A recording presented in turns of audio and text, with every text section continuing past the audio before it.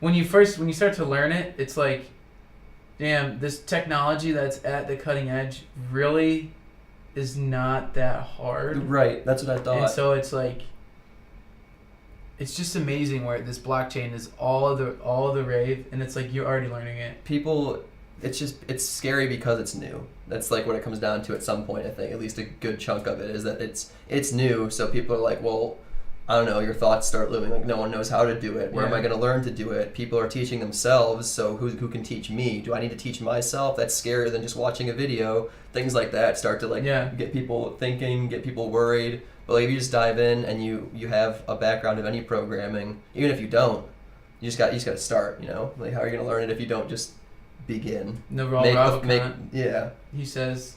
Wait, what'd you say? Naval Ravikant. It says the same thing. Does like, he?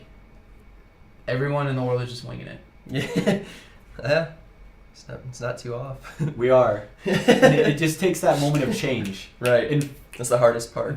It's the hardest part is that change. And I feel like for me, hackathons have been the context for that change.